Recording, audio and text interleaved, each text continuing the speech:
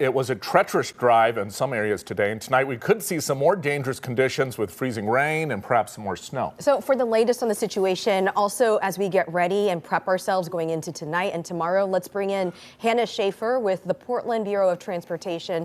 Hannah, thanks so much for joining us. What can you tell us about your crews? And again, like I said, it feels like we have a bit of a quiet moment right now, but as we all prep for what our meteorologist is saying is going to be round two.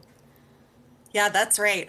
We have been in 24-hour operations since 6 p.m. yesterday. We are in full call out here in Portland. So that means that we have all of our snowplows and all of our vehicles out on the streets of Portland, covering our snow and ice routes and treating them as needed.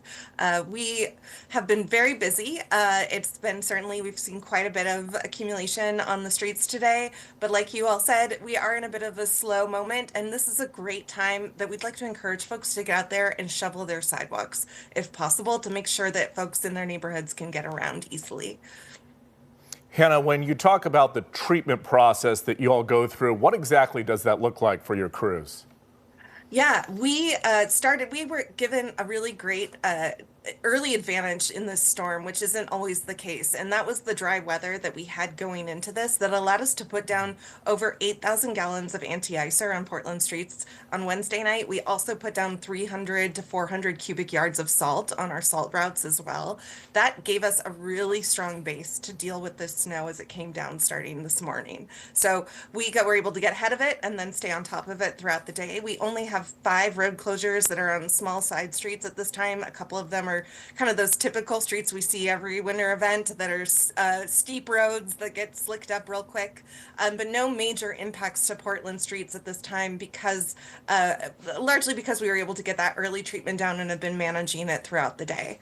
As we look ahead though to tonight and we see that freezing rain in the forecast, we are very concerned about what that could mean for our streets overnight. Freezing rain is a very different type of precipitation than snow and causes a lot more damage and challenges for people trying to get around. Yeah, are there any spots that come to mind? You said that there are some spots that we know are typical. What comes to mind for you when you think about tonight going into tomorrow if these conditions get as bad as they could, especially with that potential for ice? What are those spots that you want people to look out for and to definitely avoid?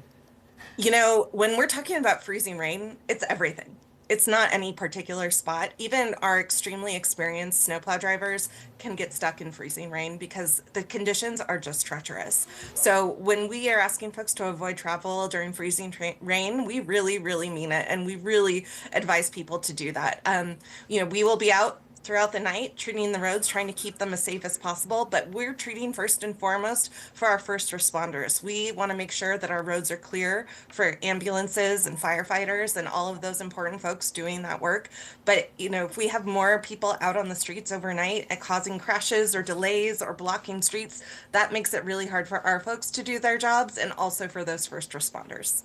All right, Hannah Schafer with PBOT. Hannah, thanks so much for giving us a few minutes. We really appreciate it. Thanks. Stay safe, all.